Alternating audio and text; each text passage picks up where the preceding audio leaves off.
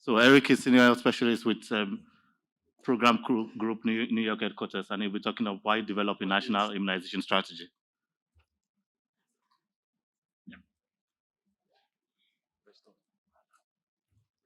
A round of applause for him, please.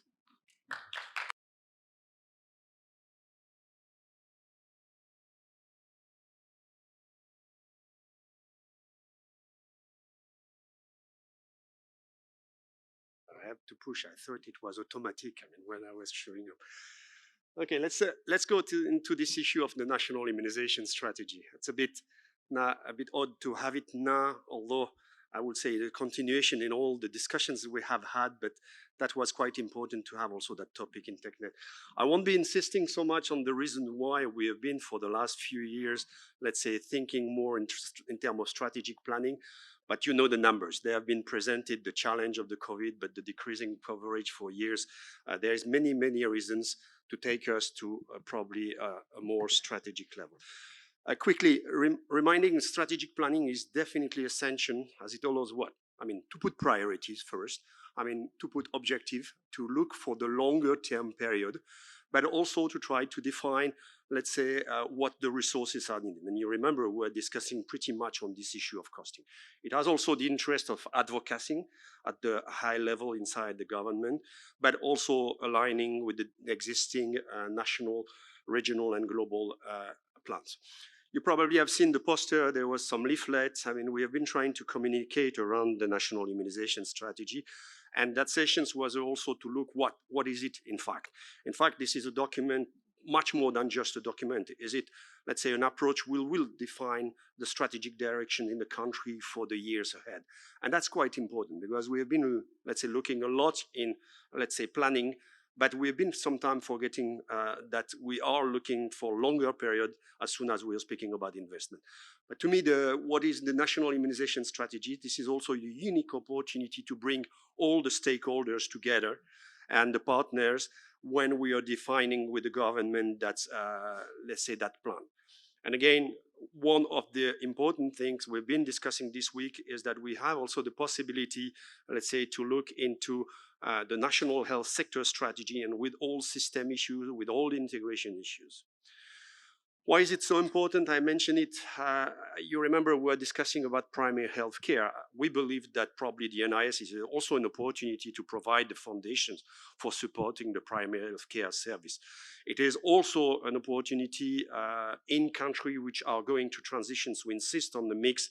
Countries which are going to transitions, this is also the opportunity to look at what are their priority, how they can tackle some of their own challenge, especially in countries which will be transitioning out. You remember also the environment, and I will show you one slide on that we are not speaking about only global strategy, regional, but don't forget that the country have their own strategy. The national health sector strategy, to me, is the first thing that we have to look at. When national immunization strategy should be developed, obviously that's up to the country to decide. But very often we realize that many countries have been doing CMYP in the past. So for some of them, that's probably a unique opportunity to continue to have a document which is looking at least for 5 years. What we're trying to do is to align also to a longer period up to 2030. As there is a lot of, let's say, deadline in 30, UHC, the immunization agenda, but often the national health sector strategy.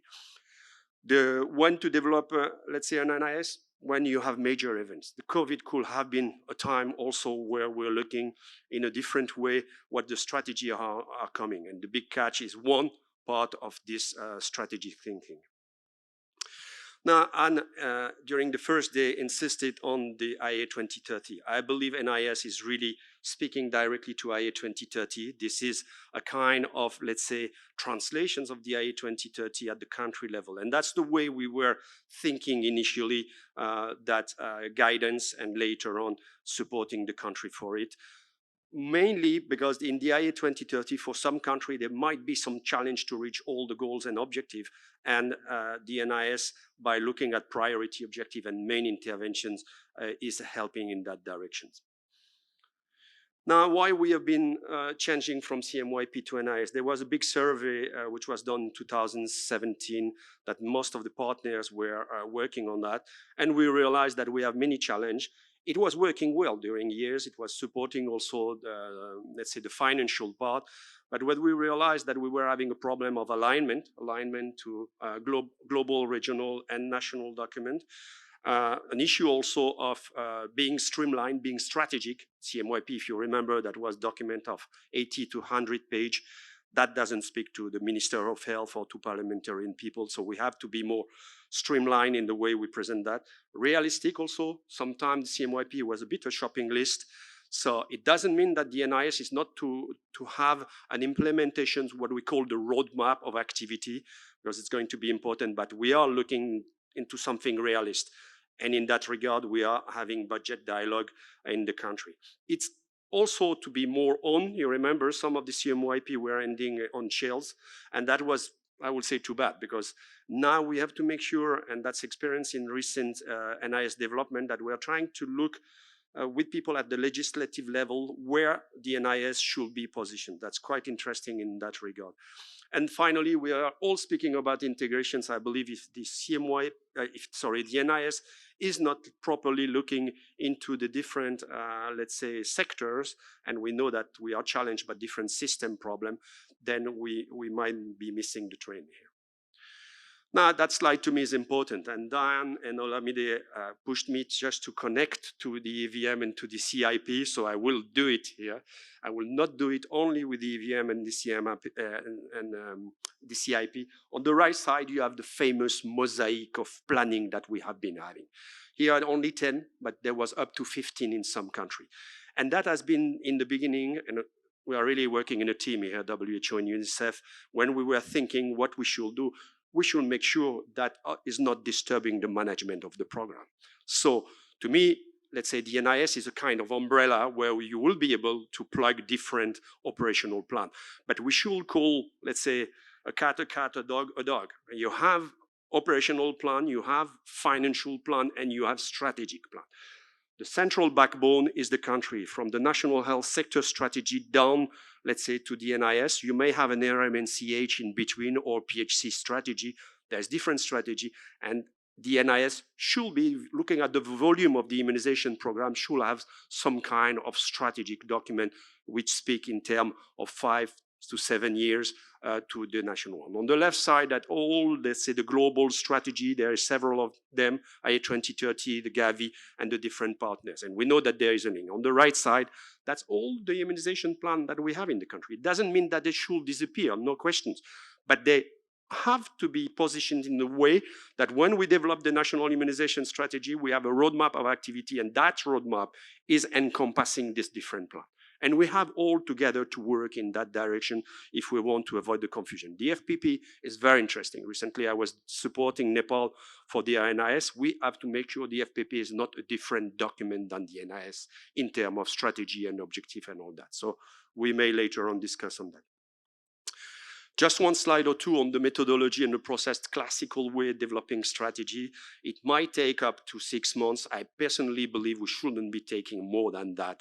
That should be, let's say, a document which is not taking too long time to be developed in a country. And in that regard, we have to be preparing, supporting country to do it properly. The central part of the development to me should be done in 1 month's time. I mean, with the situation analysis, with the strategy development, with the costing and the budget dialogue. And we have succeeded in that regard. The package of resources. WHO and UNICEF really work to make sure that we have really a good package of, let's say, resources, but very streamlined. And you have the core website here with the access to the document. You have the TechNet also, which inside has a forum regarding, let's say, the NIS. And to me, it's important to make sure that we're speaking about the package. You have the NIS as the overall document strategically, and you will see that we will have a roadmap of activity, and then I will take you also to the costing. Then after that, you break that down in annual operational plan. And if well done, the NIS and the roadmap, you will see it's very easy after that to go down into operational planning. Very important, this one. The NIS, let's say, new NIS costing applications. And it has been developed 2 years ago. It's well functioning. We have already more than 40 countries already using it. I won't be spending time in it. This is an online, let's say, instrument developed by UNICEF, but we have been very much, let's say, looking in already improving it and trying to align it to the One Health tool, integrated health tool that WHO have been developing in order to make sure that we have an instrument which can speak also with the different costing, budgeting, and financial, because don't stop in terms of costing. This instrument is also helping to link to the Ministry of Health budgeting system and the financial analysis. And yesterday we were speaking also of the financial sustainability plan. So, and we have, let's say, the possibility to further share on that. I will stop with a couple of things just to give you a quick update on the, let's say, on the way we are with the NIS. 22 countries already fully developed their NIS. Around 20 are currently ongoing, and we have around 30 which are planned for this year and the next year. We had 4 regional workshops also. This week we were discussing of a potential workshop here in this region, Pao Lacro. We have different technical training going on also with a series of experts which can support country. I will insist on the fact that the technical assistance to me is super important because it's also related to the quality of that document. And I would love to speak about quality assured document when we are speaking about strategic document. Last one, what we have to take away, maybe to take 2 or 3 minutes of questions, that one, this is a strategic document. It means to help country, let's say, to put their own priority. 2, that gives the opportunity also as a game changer, look the area where we need to be improving. 3, the budget dialogue is super important with the costing in order, exactly as we say, to look at the financial sustainability. 4, this is a living document, and if major shock appear, we can change the priority. We may have midterm review. And 5, not one size fits for all. The NIS is something which adjusts to country, and that's the reason why it's important to do it with all stakeholders in the country. Technical assistance, I personally believe we need to make sure that we can support country. Without that, it's going to be difficult. It's not only a lack of capacity at the country, it's often a lack of time. I will thank you very much, and we have 3 minutes remaining. No, thanks very much, Eric, for the nice presentation. It's great to see the shift from supporting countries to develop the CMYPs to the NIS and how it's linked and critical to achieving all the strategy goals that we have set as global, regional, and country stakeholders. So we have about 5 minutes for reflections, questions, quick, sharp, not too detailed, so that we can move. Dorothy, and then Anne. Thank you. Thank you very much, Eric, for this excellent presentation. And I think that it's really an inspiration for us as we support countries. My key question is related to the linkage between the FPP exercise and the NIS. As you know, you have been, starting to introduce the NIS, supporting countries to develop the NIS. In the same time, Gavi also support countries to develop their FPP. My key question is about the alignment and coordination of these 2 different activities. How long should last this NIS? Should it be the same budget cycle duration, such as 5 years for the FPP, or different? And to which extent the situational analysis required for shaping the FPP is different from the situational analysis to develop the NIS? Thank you. Thanks very much, Dorothy. Anne, please.